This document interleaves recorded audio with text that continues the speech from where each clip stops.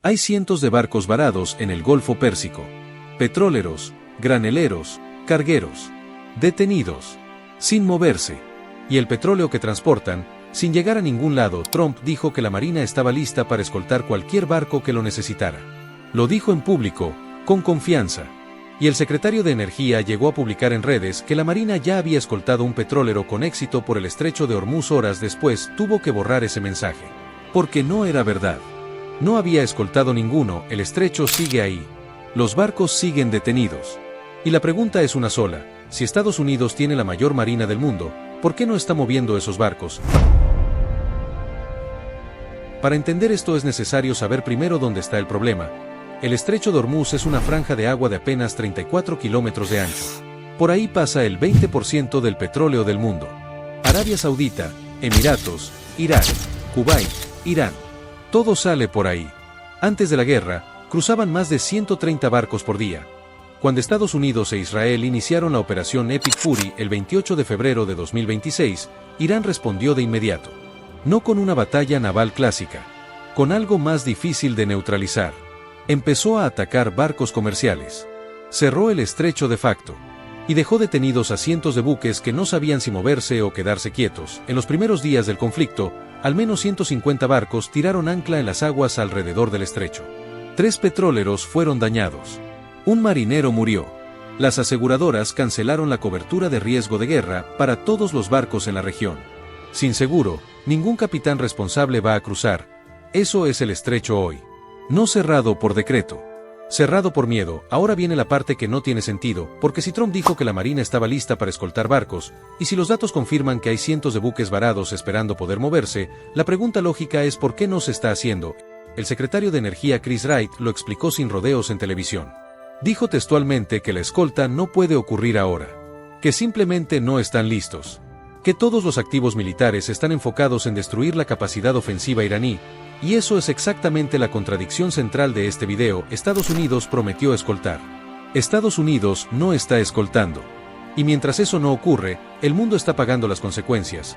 Si este análisis te está siendo útil, suscríbete al canal. Para entender por qué no se puede escoltar es necesario entender qué hace peligroso ese estrecho hoy. No es la Marina iraní. Esa fue en gran parte destruida en las primeras semanas del conflicto. El problema es otro. Irán lleva años construyendo lo que los analistas llaman capacidad asimétrica. Eso significa que no compite con Estados Unidos barco a barco. En cambio usa herramientas más baratas, más difíciles de eliminar y más efectivas en espacios cerrados. Primero están los drones. Irán puede lanzarlos desde casi cualquier punto de su costa. No necesitan bases grandes, no necesitan instalaciones complejas. Un dron cargado con explosivos puede impactar contra el casco de un petrolero antes de que la tripulación tenga tiempo de reaccionar. Y destruir todos los drones desde el aire es prácticamente imposible porque pueden estar almacenados en un galpón, en un camión, en cualquier lugar. Segundo están las lanchas rápidas.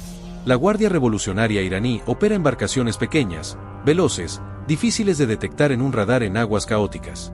Pueden acercarse a un convoy en segundos. Tercero, y esto es lo más importante, están las minas. Irán tiene una de las reservas de minas navales más grandes de la región. Algunos reportes indicaban que había comenzado a desplegar minas en el estrecho, aunque el Pentágono dijo haber eliminado las embarcaciones que las colocaban. El problema con las minas es que no hacen falta muchas. Basta con que se encuentre una sola para que todo el tráfico se detenga. Y despejar minas es una operación que toma semanas o meses, no días. La Marina de Estados Unidos retiró el año pasado 4 de sus barcos de neutralización de minas. Hoy cuenta con apenas 4 plataformas operativas para esa tarea, y también están programadas para ser retiradas próximamente. Todo esto según Joyce List, que consultó a 8 expertos en seguridad naval para entender el escenario. La conclusión fue que incluso si se lanzara una operación de escolta, en el mejor caso se podría mover menos del 10% del tráfico normal. No porque falte voluntad. Porque el estrecho es demasiado estrecho, las amenazas son demasiado difusas, y los recursos disponibles no alcanzan para proteger convoys de más de 4 o 5 barcos a la vez. Ahora viene la parte histórica, y aquí está la clave que muchos no mencionan. Estados Unidos ya estuvo en esta misma situación antes. En 1987, durante la guerra entre Irán e Irak, Kuwait pidió ayuda porque sus petroleros eran atacados con frecuencia. Estados Unidos respondió con la operación Ernest Will, la mayor operación de convoys desde la Segunda Guerra Mundial. Escoltaron 127 convoys con 259 barcos de guerra a lo largo de más de un año. Pero incluso en ese entonces, en el primer viaje, un petrolero topó con una mina iraní. El barco sobrevivió, pero la operación tuvo que adaptarse. Trajo dragaminas de Gran Bretaña, Bélgica, Holanda, Francia e Italia.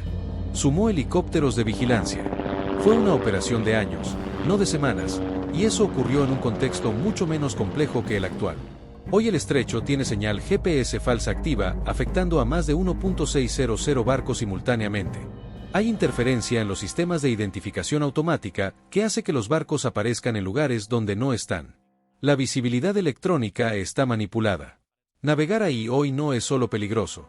Es técnicamente muy difícil. Y mientras todo eso ocurre, Irán está usando el estrecho de una manera que nadie esperaba, porque Irán no lo cerró completamente.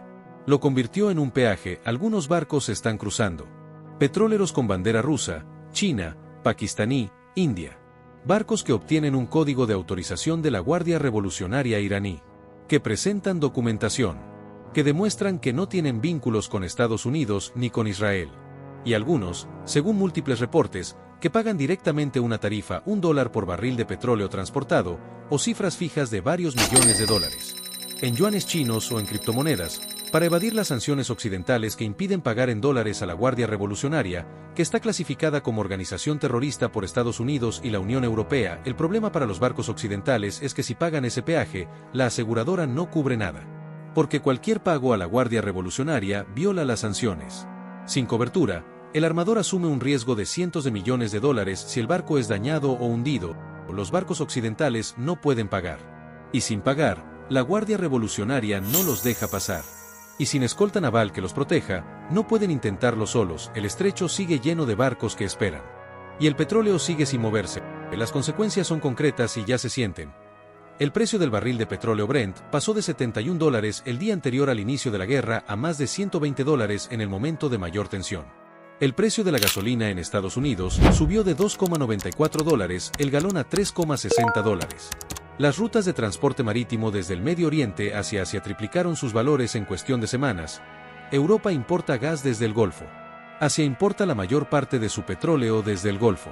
Australia estaba comprando crudo desde la costa del Golfo de México de Estados Unidos, que es una ruta mucho más larga y cara, simplemente porque no había otra forma de conseguirlo, y aunque se firmara un alto al fuego mañana mismo, los expertos dicen que la normalización del suministro tomaría un mínimo de 3 meses. Porque los tanques de las refinerías asiáticas están vacíos. Los barcos están dispersos. Las rutas están desordenadas. Eso no se resuelve en días. Mientras tanto, Irán está cobrando por dejar pasar. Y con cada barco que paga, consolida algo que nunca antes había tenido: control formal sobre el paso más importante del mundo para el comercio energético. Entonces volvemos al principio: cientos de barcos detenidos. Petróleo sin moverse. Trump prometió escoltar y no lo hizo. El secretario de Energía borró una publicación que decía que si lo habían hecho, Estados Unidos no está escoltando esos barcos porque no puede hacerlo todavía sin poner en riesgo vidas y activos militares que ahora mismo están ocupados en otro objetivo. Porque el estrecho tiene minas, drones, interferencia electrónica y lanchas rápidas que convierten cualquier convoy en un objetivo viable. Porque la última vez que intentaron algo así tardaron más de un año y necesitaron a media docena de marinas aliadas para lograrlo, y mientras eso no cambia, Irán sigue siendo quien decide quién pasa y quién no. ¿Quién paga y cuánto? ¿En qué moneda? El estrecho de Hormuz siempre fue la arteria del mundo. Lo que nadie esperaba es que Irán, después de semanas de bombardeos, todavía tuviera la llave. Suscríbete si quieres entender lo que no se está diciendo.